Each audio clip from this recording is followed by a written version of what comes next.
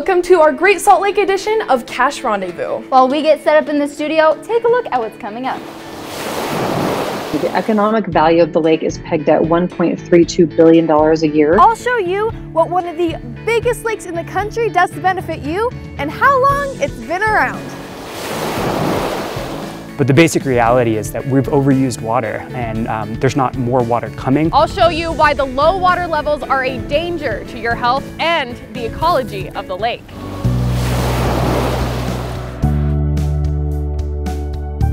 I'm JC Caldwell. And I'm Paige Johnson. The saltiest lake in the Western Hemisphere and one of the top 10 biggest in the United States is located right here in Utah. That's right, we're talking about the Great Salt Lake, an economic, cultural, and ecological staple of Utah, and it's disappearing. Katie Varga joins us now to tell us more about the lake and how we benefit from it. Yeah, and we really do benefit from it in ways that we don't even realize. From recreation to weather to providing a home to over 400 animal species. Walking through this water isn't like walking through any ordinary lake, and definitely not the kind of lake you'd want to swim in. This is the Great Salt Lake. Over 74 miles long and 13% of it being salt, it provides Utah with more than a scenic view. It used to be a part of something much bigger, 32,000 square miles bigger. Lake Bonneville was an ancient lake, formed around 30,000 years ago.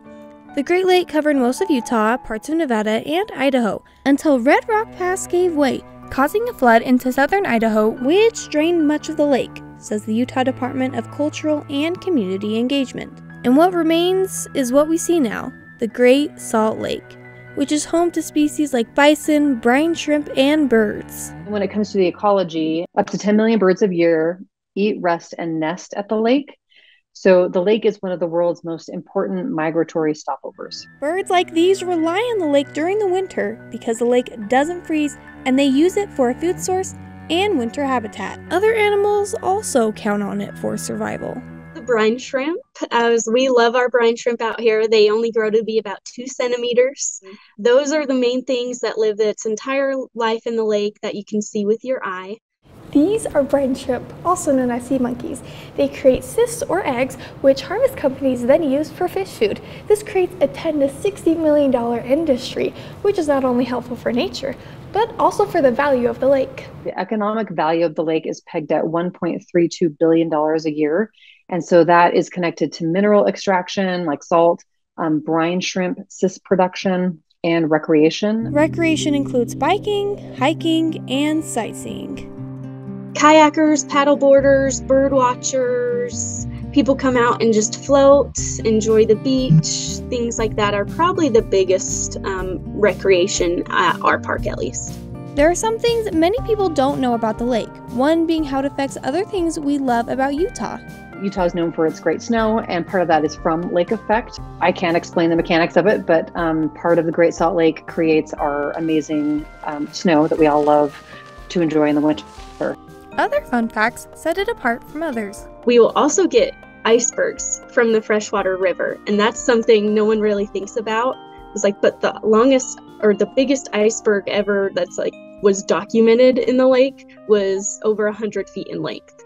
So to just think we can have those massive icebergs in our salty lake is weird fun fact. For hundreds of years, we've been enjoying the perks of the lake, just like we saw. You know, Katie, I have lived next to Antelope Island and the Great Salt Lake for my entire life, and I never knew all the effects of the lake, you know? So what was one thing that sort of surprised you in your findings? Well, during my research, I realized that it probably hasn't been enjoying us as much as we've been enjoying it. Thanks, Katie.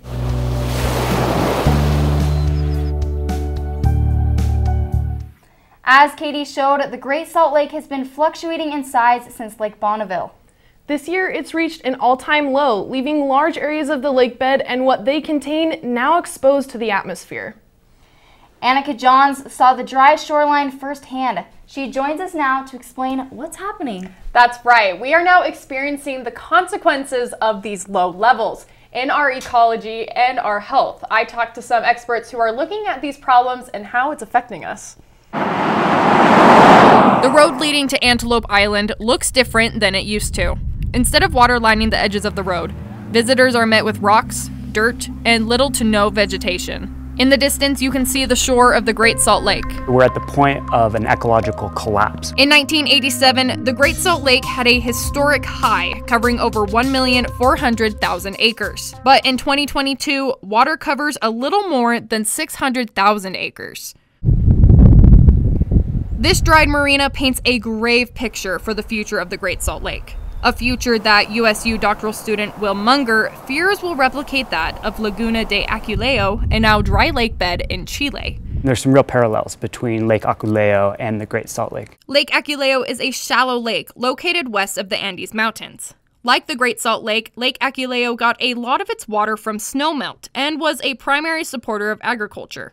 However, since 2018, when the lake dried up completely, all that remains is dirt and sticks. I was on the lake bed just watching these tornadoes of dust be carried up into the air, watching horses try to peck at like the last little bits of grass growing out at the bottom of this lake, talking with farmers whose livelihoods have completely dried up because they're no longer able to water their crops.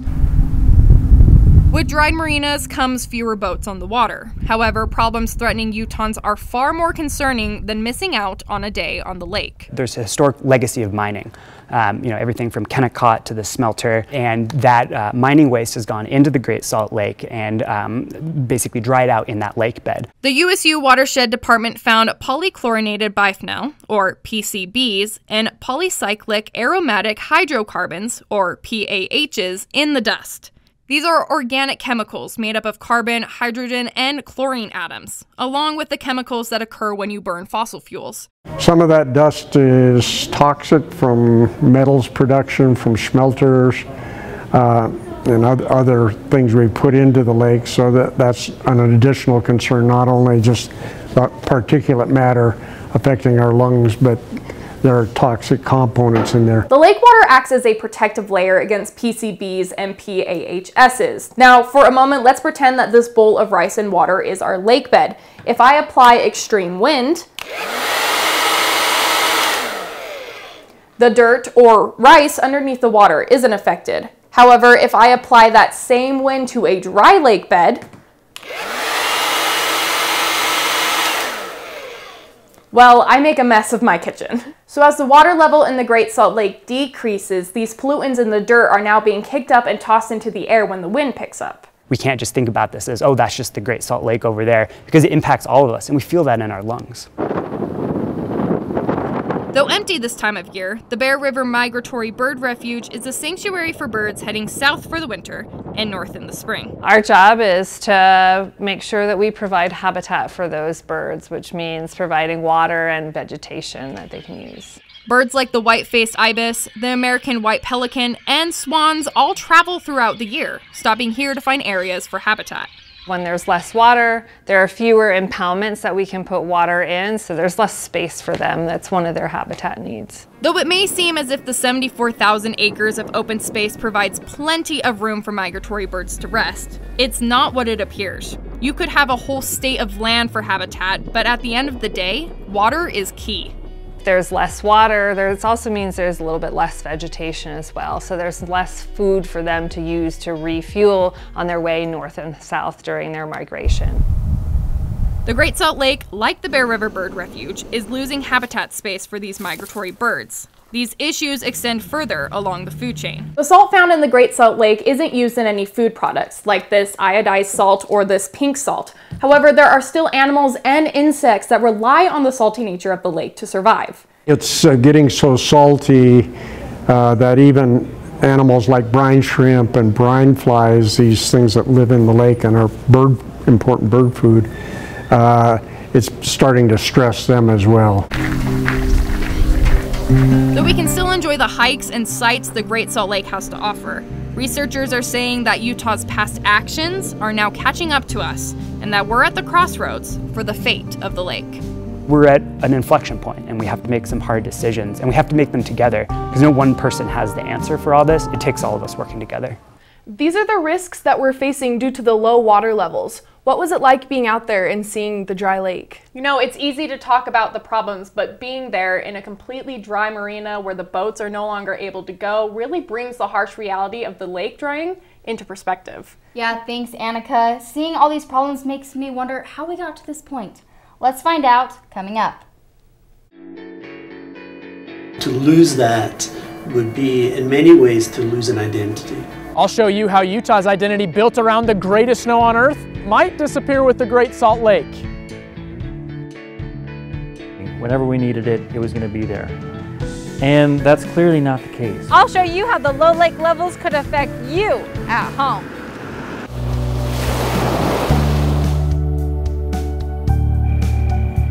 Welcome back. There are natural and man-made problems impacting the lake's decline. Verl Johansson joins us to tell more about the natural causes shrinking the Great Salt Lake. Yeah, as I researched nature's effect on the lake, I learned about the leading natural causes and how much the water level has dropped. The Great Salt Lake receives water from the Bear River, the Weber River, and the Jordan River, but it also gains strength from the rain, snow, and other forms of precipitation around the state. In terms of the Great Salt Lake, one is the precipitation input over Great Salt Lake. But if you have precipitation over the land area, and that kind of water eventually go to Great Salt Lake through groundwater or stream flow or runoff. Precipitation input changes each year because of natural variability or change in weather patterns, but that's only one factor impacting the drought. There are two important components that affect this drying trend. One is the climate change, another one is the natural variability. If climate change is pretty dominated, this trend will continue in the future. So we're just getting more drier. But if natural variability is dominated in the future, we may have a more wet year if we are lucky. Climates around the world flow in cycles or patterns that change over time. Wet periods bring more snow and moisture, while dry periods do the opposite. Sometimes the change in cycles occurs quickly, causing droughts and floods. So that's what happened in 1983. Stacks of snow, then very warm temperatures, both minimum and maximum temperatures, which ended up melting the snow very quickly.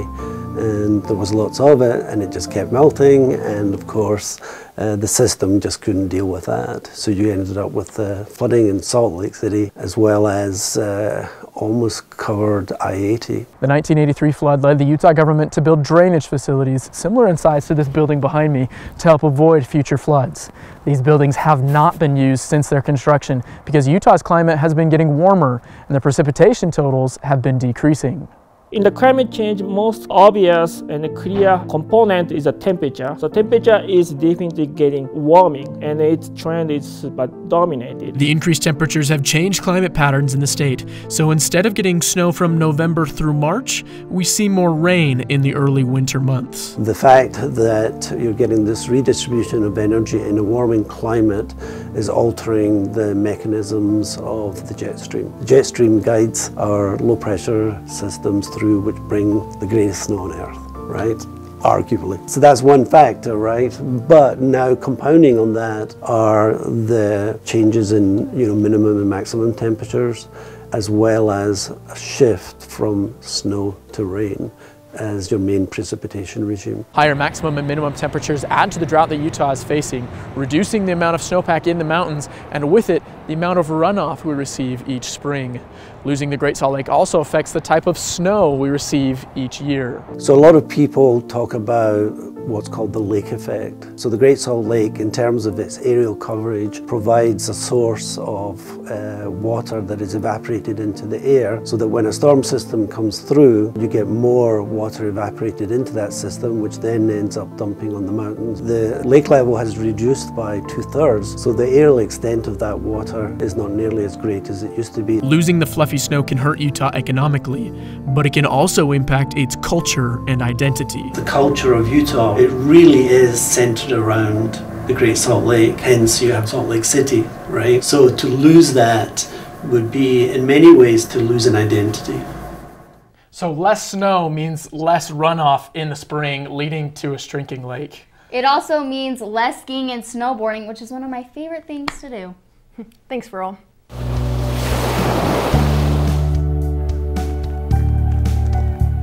Mother Nature is not all to blame. Humans have played a major role in climate change since industrializing the planet.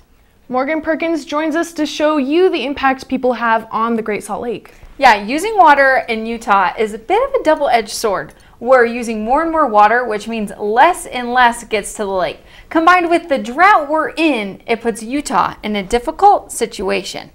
The agriculture industry is one of the biggest contributors to the Great Salt Lake's low water levels. Utah Rivers Council say that it makes up 85% of Utah's water use. If we're concerned about a terminal lake, the most important type of water conservation is anything that can reduce evaporated water. According to USU Extension, as much as 50% of the water used when irrigating crops can be lost to evaporation depending on sprinkler type, height, pressure, and the weather. The biggest challenges is that our hydrology has shifted from what it's been in wetter decades, and matching our water use to that changing hydrology is kind of the common lot of all citizens of the state. To combat these changes, we have built dams and reservoirs. In some cases, these can be used to protect resources and help with agricultural water use, but it takes money and time to build. We can't have agriculture anywhere near the scale that we have it here in the state without those reservoirs. We can't have an economy thriving without the Great Salt Lake. As far as agriculture goes, it is hard to know when to draw the line on water usage when there are about 3.5 million mouths to feed. Utah Rivers Council shows that 75% of municipal water is used for outdoor purposes and 25% for indoor. Now we're seeing a combination of a downturn in water availability over the last couple of decades with continued increase in water demand, and we're in a pretty tough situation now. The Department of Natural Resources say we use about 4.5 billion gallons of water. Compared to other states and their populations, Utah uses more water per capita than most of the nation. It takes some education. When you don't see the effects of the drought necessarily on your water supply, it's hard to feel the need to conserve, and so that messaging takes time to get across. Most of the water used isn't for drinking, but for landscaping. According to the Utah State Center for Water Efficient Landscaping, about 50 to 65% of water is used annually, and for the most part, overwatering plants like grass and flowers. The biggest one, of course, is cut back on watering your lawn, because that's where the majority of our water is used, is on outdoor landscapes. You can cut back indoors too, but the indoor water use, the majority of water you use in your house ends up in the river. So the biggest benefit you have is cutting back on lawn waterings and outdoor water use. Population growth also plays a factor in water use. The World Population Review says the population in Logan was 53,238 last year, and it has grown by 460 this year. With more people coming and buying houses, there might be a bigger focus on indoor rather than outdoor watering. We've got to figure out how do we meet that growing demand for indoor water use, which is more critical than outdoor water use for a growing population that's going to continue to come. That it's this huge tension between how do we protect those economic and recreational activities while also protecting our quality of life by saving the Great Salt Lake. And that's a lot of the tension that we're seeing in this discussion right now. When it comes to the use of water, all have a part, but not all can make decisions. Local, county, and state regulations can either help or hinder the future of conserving water to save the Great Salt Lake. It's going to take a lot more people engaging. It can't just be the people in the legislature and, well, we just take whatever decisions they make and we accept them and we just keep moving on. We have to be paying attention, we have to be holding them accountable for the decisions that they're making. Because in the end of the day, we're the ones who pay the price when they make poor decisions. But what sort of thinking led to these decisions? We started making decisions about how we're going to use water and how we're going to allocate water moving forward. And we did that under a little bit of a fantasy that water was going to be, forever forthcoming. The Data Commons website says that Utah's population in 2021 was about 3.3 million people. WorldPopulationReview.com says Utah's population is estimated to grow to about 3.5 million. Whenever we needed it, it was going to be there. And that's clearly not the case. We have grown in population tremendously since that time. We've grown tremendously in terms of our water use. And we have now quite a bit outstripped the amount of water that we have. Overall, we can see that there's a variety of man-made issues that need to be addressed. It does seem like there are a lot of issues surrounding how we use our water. Thanks, Morgan. And coming up. It's about how we collectively act together. And so keeping that pressure on, keeping the focus on that sort of stewardship and care, I think is really important right now. I'll show you how water conservation is more than just cutting off your sprinklers.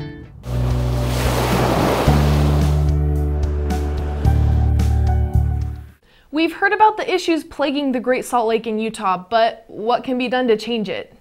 Kainoa Johnson joins us to show some things you can do to help save the lake. That's right, and there are things that the government and private businesses can do to save water, but there are also some things that you can do at your own home.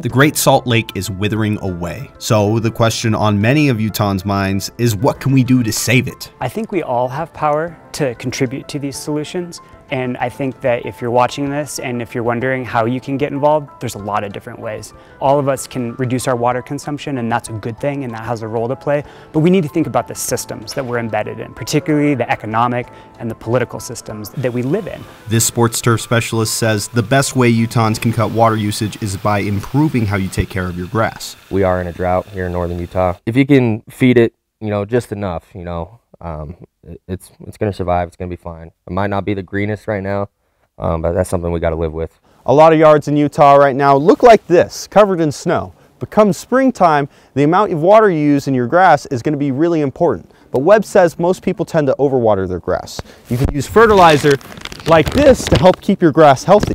It puts nutrients in the ground that are necessary for your grass to grow, meaning you can cut back on the amount of water you use. USU's landscape manager agrees that Utahns aren't doing their due diligence. I'd say there's probably 5 to 10% of regular homeowners actually do the proper steps and conserve water how they should. And so for most people, it's easier just to go in and just water and keep it green and not do the other things that help keep it green and help conserve water. If homeowners aren't changing their watering routines, what other ways can Utahns conserve water? The Shoshone Nation's restoration project is primarily focused on this, the Russian olive tree, an invasive species here in Utah. Now, each one of these trees can soak up about 75 gallons of water a day.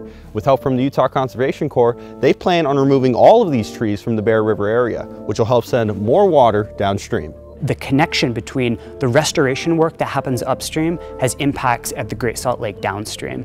And that sort of indigenous leadership and really thinking about how we care for this land for many generations, I think is something that we can all learn from. And I think the Northwestern Band of the Shoshone Nation has shown a lot of leadership and vision in their restoration project. And that's something happening across Utah. This map of Utah shows the current snowpack across the state. Blue is above average, green is in the normal range, and white is unavailable information. For now, there's a good amount of snowpack, but Richard says the weather can change at any time. With Mother Nature, it's like an earthquake or a tornado or anything else, is it takes one big storm to completely change the entire outlook for the next year. It takes consistent evaluation and monitoring and just kind of doing the best through the whole year. Munger says that our water issues need to be addressed more often, starting at home. We have to keep the pressure on. And so the most important thing people can do is talk to your mom, talk to your grandma, talk to your grandpa, talk to your uncle, talk at your ward, talk at your school, and just keep bringing it up. What are we gonna do to steward the Great Salt Lake so that our future generations, our kids and grandkids and their grandkids, can benefit from the same lake that has created such an amazing place that we're able to live in. I learned that conversations can make a difference, and it's important to bring up topics like this, but there are things that you can do to help now. I definitely could do better conserving water and talking about it as well. Thanks, Kai. Thanks for joining us on our Great Salt Lake edition of Cash Rendezvous. We'll leave you with some more shots of the declining shores of the Great Salt Lake.